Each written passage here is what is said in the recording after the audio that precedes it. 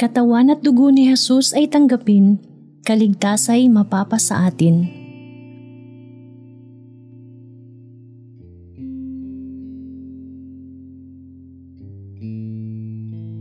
Ang ebanghelyo natin ngayon ay tungkol sa kung paano ipinagdiwang ni Jesus ang hapunang Paskwa kasama ang 12 apostol.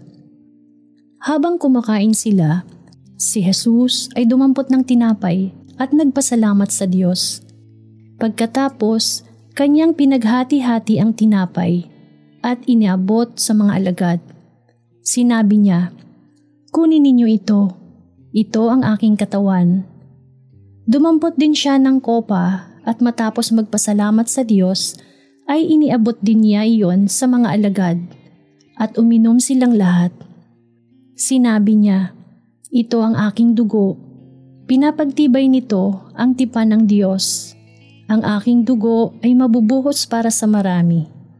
Tandaan ninyo, hindi na ako muling iinom pa ng katas ng ubas hanggang sa araw na inumin kong panibago sa kaharian ng Diyos." Ang pagsasalo-salo ay naging mahalaga para kay Jesus bilang paraan ng pagpapahayag ng pag-ibig ng Diyos sapagkat malugod niyang tinatanggap ang lahat. Mga maniningil ng buwis, makasalanan, kababaihan, o kabataan man, lahat ay pantay at magkakaibigan. Sa huling hapunan, si Jesus ay gumawa ng isang bagay na hindi pa nagawa noon. Ibinibigay niya ang kanyang sarili sa mga tao bilang pagkain at inumin. Nagbilin siyang tanggapin at kanin ang kanyang katawan at inumin ang kanyang dugo ng bago at walang hanggang tipan para sa lahat sa pagpapatawad ng mga kasalanan.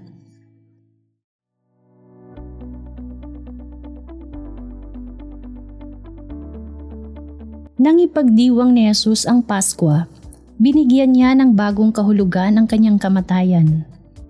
Ang kanyang kamatayan ay isang pag-aalay ng sariling buhay at isang tanda ng buong pagbibigay ng kanyang sarili para sa lahat ng tao. Sa pamamagitan nito, ang bagong tipan na inihula ng mga propeta ay tinatakan.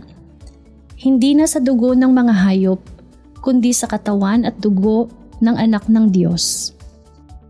Ayon sa katisismo para sa mga Pilipinong Katoliko, lubusang binago ni Kristo ang sakripisyo sa matandang kasunduan kung saan sila'y nagpapatay ng mga hayop, nagwiwisik ng dugo, at nagkakaroon ng kainan ng isinakripisyong hayop.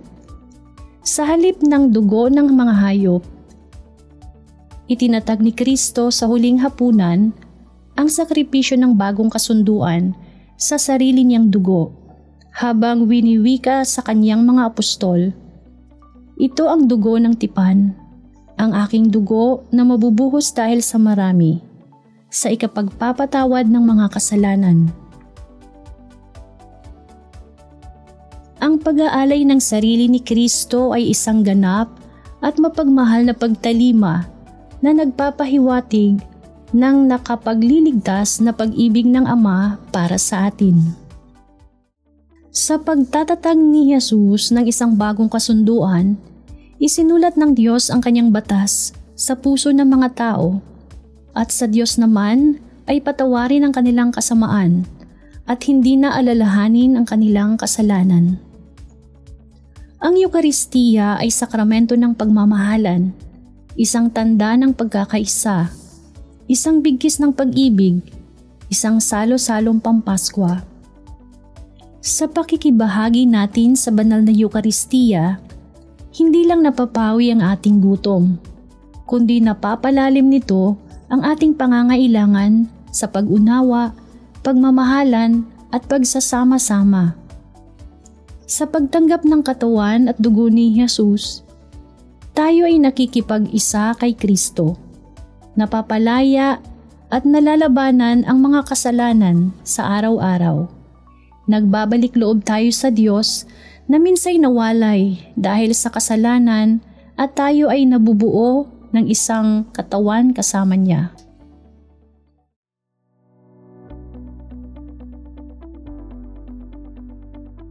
Ang buong buhay ni Jesus ay laging saksi sa pag-ibig ng Diyos at inaanyayahan niya tayo na tumugon naman ng may pagmamahal.